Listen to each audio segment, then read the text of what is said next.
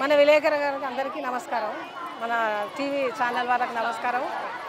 ముఖ్యంగా మన ముఖ్యమంత్రికి కూడా నమస్కారాలు. ఎందుకంటే చాలా ధన్యవాదాలు చేయాలి.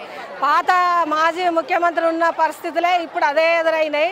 కావున ఈ ముఖ్యమంత్రి అన్న చేస్తారు, మా కోరికలు నెరవేరుస్తారు, మా సమస్యలు పరిష్కరిస్తామని ఎంతో ఆశగా చూసినాము.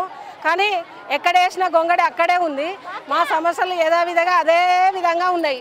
కూటమ్స్ కానీ సర్వేలు కానీ ఏ జిల్లాలలో ఏ రాష్ట్రంలో సర్వేలు మాతో చేపిస్తూ ఉన్నారు. సరే, మేము అన్ని పనులు చేస్తున్నాం. మాకు ఫిక్స్డ్ వేతనం కావాలని మేము ఎప్పటి నుండో గత 18 సంవత్సరాల నుంచి మేము కొట్లాడుతూనే ఉన్నాం.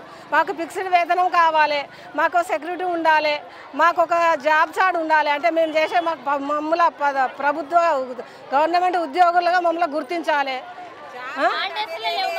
మనకు అదే జాబ్ చార్ట్ లేదు. మనకు పిఎఫ్ కట్ కావాలి, మాకు పిఎఫ్ కట్ కావాలి. అదేవిధంగా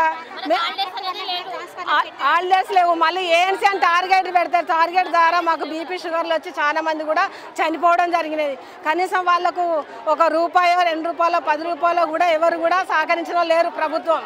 ఇటువంటి మొండి ప్రభుత్వాలే వస్తే మమ్మల్ని ఇబ్బందులు పెడుతున్నారు తప్ప మాకైతే ఎలాంటి సౌకర్యం లేదు, ఎలాంటి మాకు బాధ్యత లేదు. మేము యథావిధిగా మేము ఎప్పట్లాగా నరకాన్ని చూస్తున్నాం. కాబట్టి మాకు ఈ నరకం నుంచి మమ్మల్ని బయట వేయాలని ఈ ప్రభుత్వం, కాంగ్రెస్ ప్రభుత్వం వల్ల వేయాలని మేము కోరుతున్నాం. మాకు ముఖ్యంగా ఫిక్స్డ్ వేతనం కావాలి.